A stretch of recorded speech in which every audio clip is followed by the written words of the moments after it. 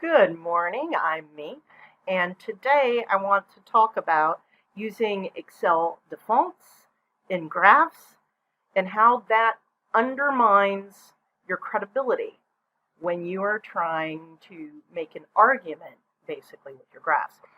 I'm going to use this example I came across recently, and the specific argument being made here, and I'll describe this a little bit. I'll provide a link to the original paper in the video description, and you can look at it yourself. But I'm looking at this graph, this orange line. So you see there's a legend over here. The order of the legend is not the order of the lines to the left. That's first off. But if you are familiar with Excel default color choices for line graphs, you will see these colors as being very familiar as the default colorway for certain versions of Excel. Okay, and then you have the default fonts and that kind of thing, but often it's the color that stands out. So what's wrong with this graph? And why does the choice of making no choice, that is just using the default, and I will point out one other problem with this graph, and that's the use of the legend. You undermine your credibility if you use these defaults. So I look at these colors. These are poor choice of colors. I will say that the current version of Excel, the default color choices are better than what they used to be in the pre-2003 version. That said, they're still a poor choice. They're all about medium colors. If you have to print in black and white, there are issues. And then, of course, red-green colorblindness. So we have an orange and a green and a blue and a gray here. This can cause trouble where you get colors that, if you have fine color vision like I do, I can tell these colors very well apart. But I work in a very male-heavy field, and it's not that uncommon for men to have red-green colorblindness. It's about 10%-ish of the population, but you often find this, and it's a hidden disability. If you are often dealing with broad audiences that you're trying to convince of something, trying to show something to see it, and they can't see it because they can't distinguish it. They may not speak up because they don't want to make a point of it, but you have just lost someone you could have persuaded. That said, if I see you using a default for Excel, I'm going to be thinking maybe you're a little lazy.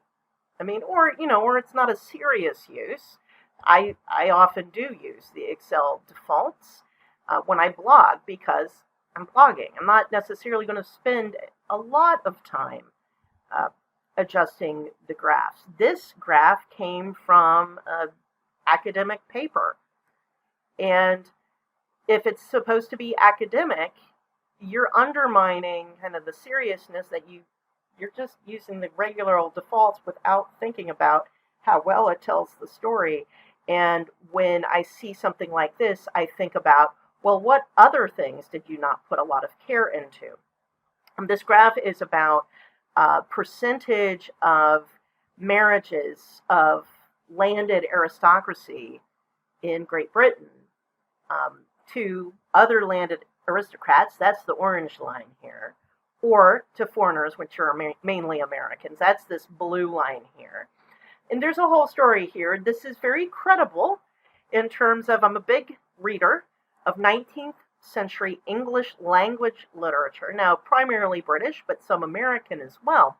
And if you are familiar with, say, the novels of Edith Wharton, for example, and then even Anthony Trollope, you are going to see a lot of aristocratic children, as it were, women or men, getting married off to the children of industrialists, whether American or in the UK. And the argument this person is making here, this has to do with the collapse of agricultural prices. In particular, there's this R wheat plus 33 line. That's this green line here.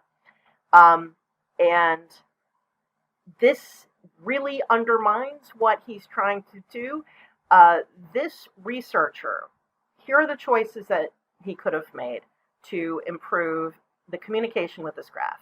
First, get rid of the legend and use data labels on the lines themselves. That will actually work very well with these lines because they're pretty well separated vertically.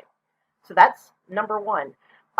So then orange line, you could say percent marriages to other landed aristocrats. For the green line, and I don't have this quite right, this could be price of wheat in shillings per quarter acre, in shillings per quarter acre, 33 years after birth of cohort. Okay, because this is when the cohort was born. Data labels, you can make them long. There's space on here. You get more space for the graph, and you don't have all of this space used up by the legend. And then, I mean, you could label each of these lines. It'd be easier to read. This R wheat plus 33, that means the person has to jump out of the graph back to your explanation of what that variable is. They could have put, there's all of this space right in here. You could have put a description in there. So there's that. But once I start questioning the graph, I start thinking about other issues with this. There's only 10 points in time shown here. I don't like these lines, by the way. They shouldn't be connected lines, in my opinion. I think this should be a scatter plot. And I understand you might want to connect the points in the graph, but you really should actually have the data points, which aren't these segments in between. There's no reason that these should be connected. You could have like a little dashed line just to make it easier to follow, you know, time period to time period. But you know, this isn't, it's a time series, but you have these 20-year cohorts.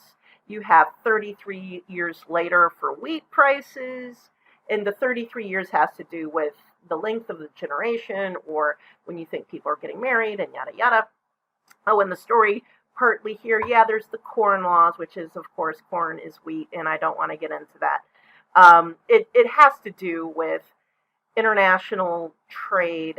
I mean, the transportation costs with regards to steam and the buildup in American productivity over the 19th century in American agriculture, so that the international prices for wheat drop. The aristocrats who were dependent on the agricultural products of the land they owned, and that's where the value of the land came from. Since that value dropped, now they had to find money from somewhere else. Okay, that's the argument. I mean, it's a convincing argument, and then we have the support in British literature where you have all of these aristocrats marrying off their kids to new money, as it were, coming from industrialists, coming from new wealthy Americans after you have the Gilded Age. So that's like at the very end here. Right, this is when they were born. So the marriages will be in the early 20th century. Okay, fine, that's your argument. But you do what it's like if you made a graph in Crayon. I think I'm just going to, this is not as bad as making a graph in Crayon, but I think you can understand that argument. If you made the graph in Crayon, the thought is going to be this is childish. Similarly, it really doesn't have a professional look to produce a graph like this. There are ways this graph could have been worse. I can think of lots of ways this graph could be worse. That said, one of the things, and I'm about to demonstrate this, we're going to switch over to Excel in a moment. There are some easy ways to at least make graphs not look like you're using defaults.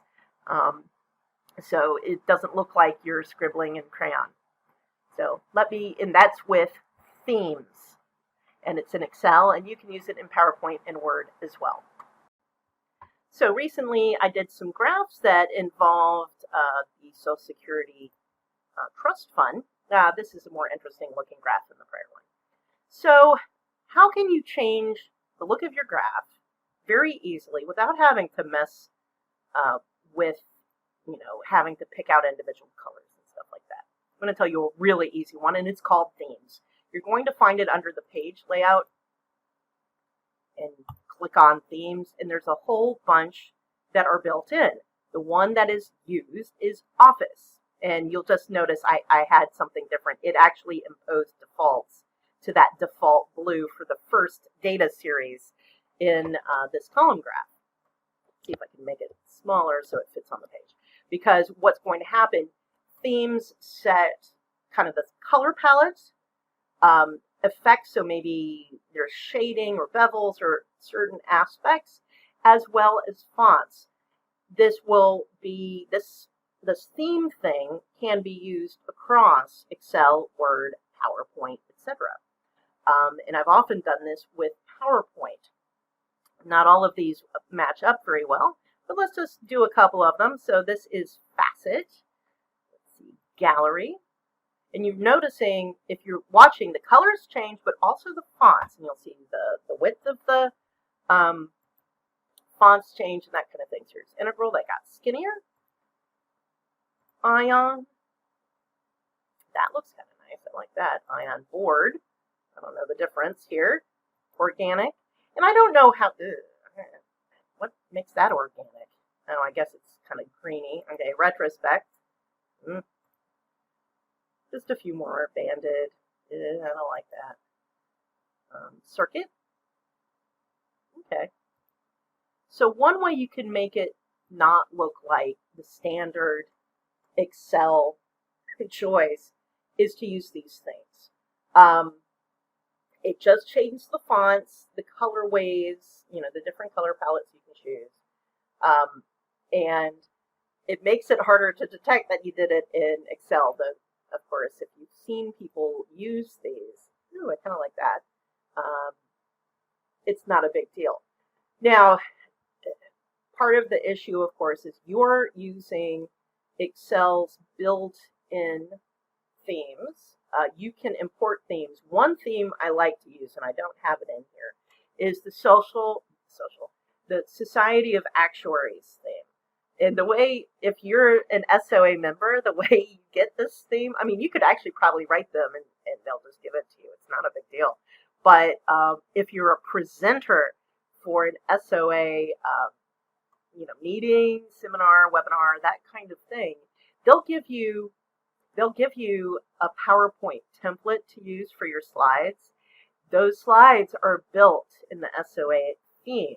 And if you create a graph, it will use the font choices. And the real reason I like it, I mean, the font choices are nice, but the real reason I like it is I like the colors that they've chosen for their graphs.